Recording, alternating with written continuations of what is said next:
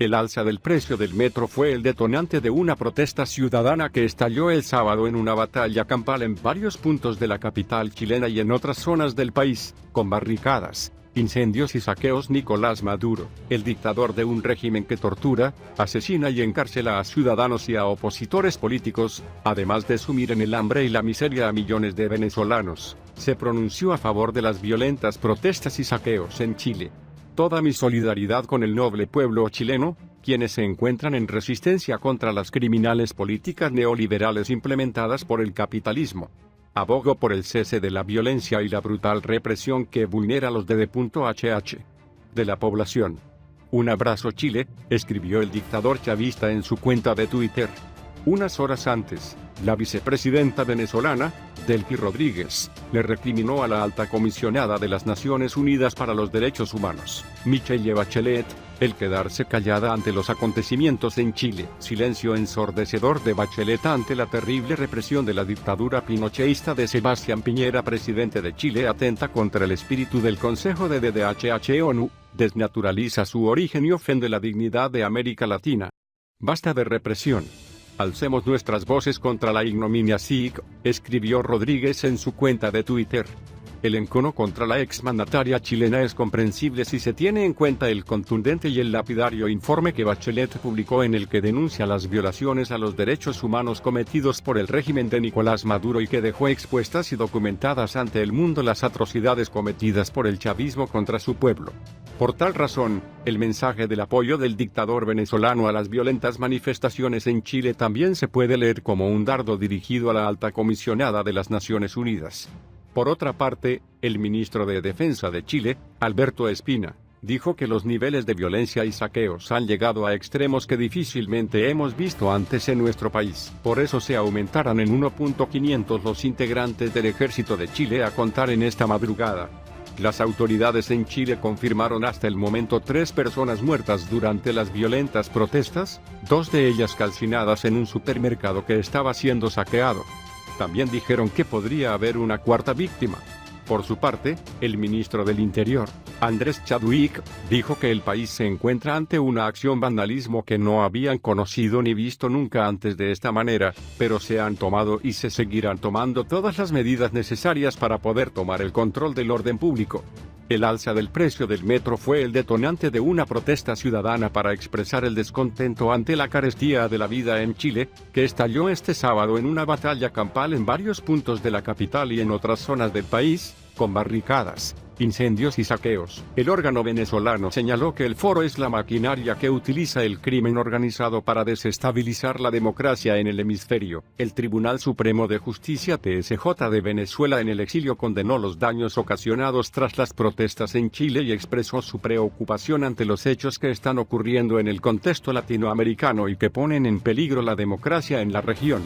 En esa línea, acusó al Foro de San Pablo de incentivar las recientes violentas manifestaciones en países como Chile y Ecuador. El TSJ en el exilio advirtió que el Foro, el encuentro anual de organizaciones y movimientos de izquierda creado en 1990, es la maquinaria que utiliza el crimen organizado para desestabilizar la democracia en el hemisferio. El comunicado difundido por el órgano judicial resalta que a partir de la última edición de este foro, que se celebró el pasado julio en Caracas, Venezuela, se han producido situaciones fácticas en las repúblicas del Perú, Ecuador, Colombia y ahora Chile que han alterado la tranquilidad de dichos países. Lo anterior ha generado hechos vandálicos con propósitos inconfesables más allá de las protestas cívicas que son permitidas en democracia, poniendo en riesgo la estabilidad democrática, la gobernanza, la seguridad, la propiedad y la tranquilidad, señala el Supremo en el exilio. El denominado TSJ en el exilio, cuyos miembros están entre Estados Unidos, Chile, Colombia y Panamá, expresó sus críticas por los daños ocasionados al transporte público y privado, y a la propiedad privada como consecuencia de las protestas registradas en Chile el pasado viernes, daños que solo afectan a los ciudadanos, dijo. El alza del precio del metro fue el detonante de las violentas protestas en varios puntos de la capital, con barricadas, incendios y saqueos. Los actos vandálicos motivaron el sábado la declaración de emergencia para confiar al ejército el control de la situación en Santiago, a la que el gobierno sumó luego las regiones de Valparaíso Centro, Concepción Sur, las comunas de Coquimbo y La Serena, en la región de Coquimbo Norte, y la comuna de Rancagua, O'Higgins Centro. De igual forma, el Supremo condenó enfáticamente la violencia desmedida que atenta contra la seguridad de las regiones democráticas de Latinoamérica y expresó su solidaridad con los gobiernos de Perú, Ecuador, Colombia, Argentina y Chile, señala del tribunal en un comunicado firmado por su presidente, Miguel Ángel Martín Tortabú. Compuesto por 27 miembros, el Tribunal Supremo de Venezuela en el exilio tuvo su primera sesión en octubre de 2017, en la sede de la Organización de Estados Americanos OEA en Washington. En marzo del año pasado, durante una sesión celebrada en Bogotá, Colombia, el organismo admitió a trámite una demanda presentada por la ex fiscal general venezolana Luisa Ortega contra el presidente de ese país, Nicolás Maduro, por un presunto caso de corrupción.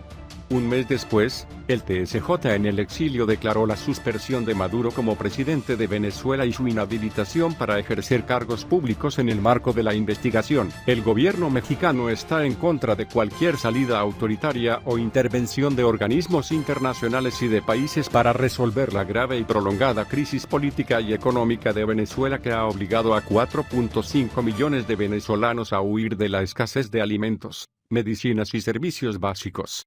El vocero de la Presidencia de México, Jesús Ramírez Cuevas, dijo a El Nuevo Heraldo que el gobierno del mandatario izquierdista Andrés Manuel López Obrador mantiene los principios de la política exterior de su país de la no intervención, el respeto a la soberanía de los pueblos y a una solución pacífica. Estamos en contra de toda intervención tanto de los organismos internacionales como de las naciones en la vida interna de los países porque eso ha generado políticas muy perversas e incluso ha apuntalado gobiernos autoritarios, precisó en una entrevista en el Palacio de Gobierno en el marco de una jornada binacional de periodistas Estados Unidos-México en Ciudad de México. Ramírez aseguró que frente a la crisis venezolana, o la situación de Venezuela, el gobierno mexicano se ha decantado por propiciar un diálogo democrático y abierto entre los diferentes sectores y promover soluciones pacíficas. Recordó que junto a Uruguay se ha promovido una mesa de diálogo para lograr las condiciones necesarias que puedan propiciar el establecer puentes entre la oposición y el régimen de Nicolás Maduro. Pero hasta el momento los diálogos, incluyendo los llevados a cabo en Noruega y Barbados, no han dado resultados. Al ser preguntado qué otra opción pudiera sugerir el gobierno mexicano, el coordinador general de comunicación social de la Presidencia de México dijo la que los venezolanos decidan y no estamos a favor de intervencionismo de ningún tipo. Fortaleciendo las instituciones democráticas de Venezuela es como vamos a encontrar la salida, cualquier otro atajo o soluciones externas solo va a postergar la crisis, consideró Ramírez Cuevas. Desde que López Obrador asumió la presidencia el 1 de diciembre de 2018, su gobierno fue enfático al decir que no intervendría en los asuntos internos venezolanos. Tampoco reconoció al presidente interino de Venezuela, Juan Guaidó, siendo uno de los pocos países de Latinoamérica en no hacerlo. El país norteamericano, al igual que muchas naciones en Latinoamérica y el Caribe, sufre uno de los impactos severos de la crisis de Venezuela, la inmigración de los venezolanos considerada por ACNUR como el éxodo más grande en la historia reciente de la región. Los venezolanos ocuparon el segundo lugar en las peticiones de refugio con 6.326 personas en el 2018 superados por los hondureños con 13.674, y las solicitudes bajaron a la cuarta posición con 5.467 hasta septiembre de 2019, de acuerdo con cifras de la Comisión Mexicana de Ayuda a Refugiados Comar. En ese último periodo a 1.552 venezolanos se les aprobó la petición de refugiados.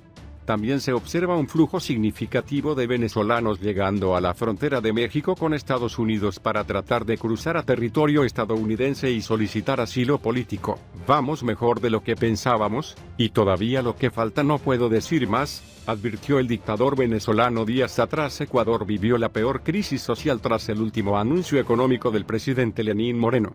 Lo propio ocurrió en las últimas horas en Chile. En ambos países se desataron violentas protestas que dejaron muertos, miles de heridos y detenidos. Pese a los reclamos de los movimientos sociales, el gobierno de Moreno acusó al expresidente Rafael Correa y al dictador venezolano Nicolás Maduro de estar detrás de los hechos de violencia. Este domingo, el líder chavista respondió a esas acusaciones con un sugestivo mensaje. Al Foro de Sao Paulo le puedo decir, desde Venezuela, estamos cumpliendo el plan, va como lo hicimos, va perfecto, ustedes me entienden. Foro de Sao Paulo, el plan va en pleno desarrollo, victorioso.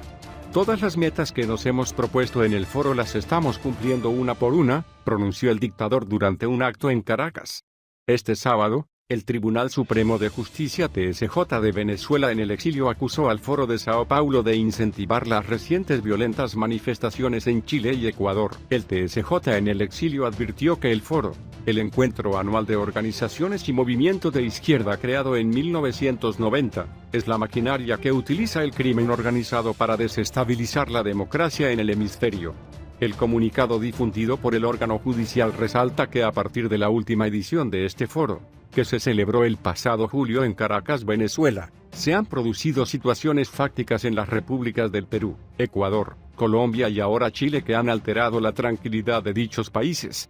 Es la unión de los movimientos sociales, progresistas, revolucionarios, de toda América Latina, el Caribe y más allá del mundo.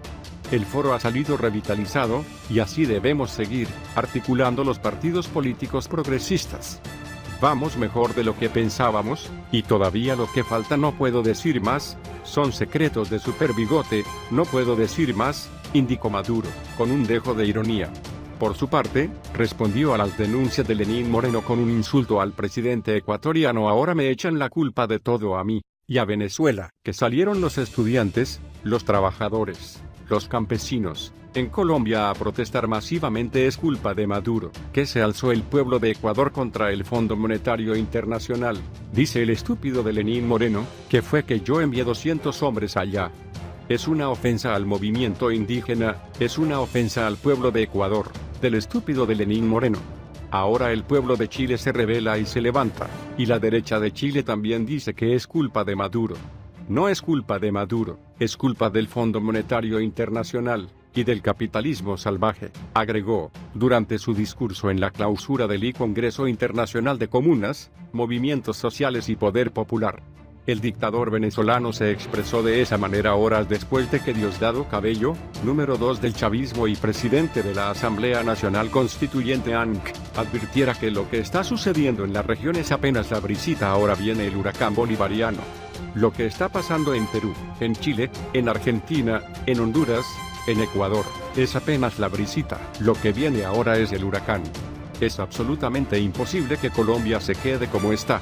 Esos países van a reventar porque tiene una sobredosis de neoliberalismo y eso no lo aguanta nadie, sostuvo.